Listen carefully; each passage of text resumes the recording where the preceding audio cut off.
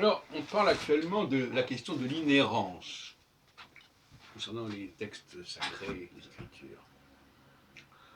Inhérence partielle, c'est-à-dire que le mot errance, voulant dire erreur, moi-même j'ai écrit pas mal de choses sur l'erreur, notamment un éloge de l'erreur en 91, on va pouvoir se trouver quelque part sur Internet. Et donc, inhérence partielle, ça veut dire que ça renvoie à la notion d'infaillibilité quelque part. Inhérence partielle, ça veut dire que les Écritures ne peuvent pas se tromper, ne peuvent pas errer dans certains domaines relatifs à la morale, mais qu'elles pourraient très bien ne pas être infaillibles en ce qui concerne le plan scientifique. Et donc, quand on regarde sur Internet ce qui est dit sur l'inhérence, je renvoie d'ailleurs aux travaux de David Vincent sur ce sujet, entre autres, que j'ai mis en ligne récemment.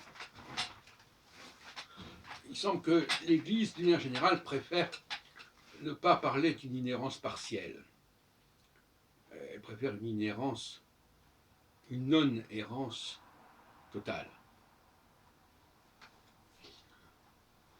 En ce qui me concerne, le problème ne se pose même pas,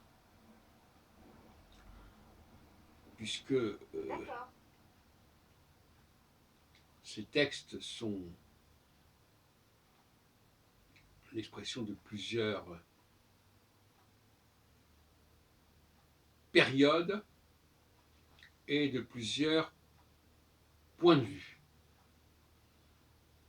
Plusieurs périodes concernant plusieurs périodes parce que des choses ont été pensées à différentes époques, se sont rajoutées, et plusieurs points de vue parce que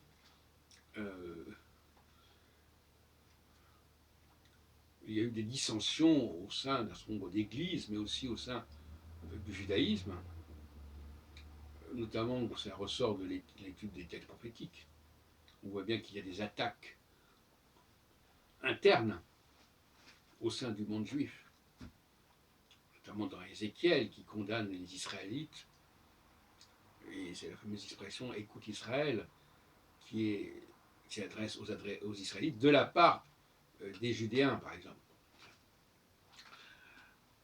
Donc la notion d'inhérence supposerait une unité de temps et d'espace qui est fictive.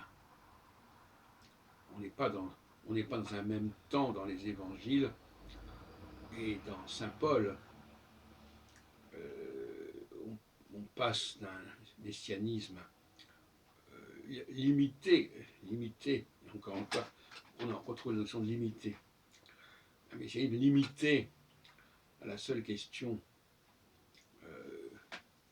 du sionisme ézéchiélien à un christianisme ouvert, illimité sur le monde, dans sa totalité, dans son universalité. Oui, oui. Donc, il y a là des glissements dans le temps qui sont évidents, et puis donc dans l'espace aussi, puisque les Judéens et les Israélites n'ont pas connu le même sort, ils n'ont pas été ébranlés à la même époque.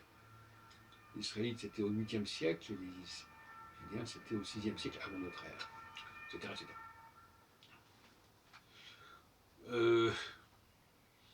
Par ailleurs, je me fais doucement rire quand j'entends des gens qui disent ah oui, mais il s'est décrit comme ça. Alors, qui est-ce qui écrit ça? Qui est-ce qui dit ça? On essaie de nous faire croire que tout est d'un seul tenant et qu'il n'y a pas de contradiction. L'autre jour, j'entendais quelqu'un qui parlait d'herméneutique en disant « Ah, le rôle de l'herméneutique, c'est d'harmoniser tout ce qui est dans ces textes et de nier les différences, les contradictions. » C'est ça, paraît-il, l'herméneutique. Bravo. Et c'est de nier, en fin de compte, certains herméneutiques seraient là pour nier les décalages de temps et d'espace. cela dit, il n'est pas du tout question ici de nier l'intérêt de ces textes et d'en extraire la quintessence.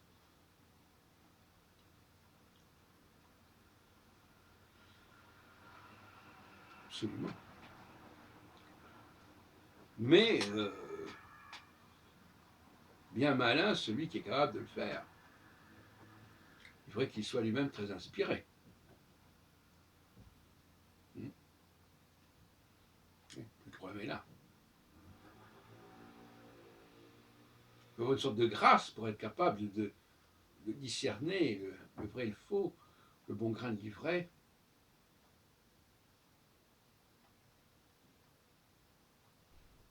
Sans avoir à jeter le bébé avec l'eau du bain.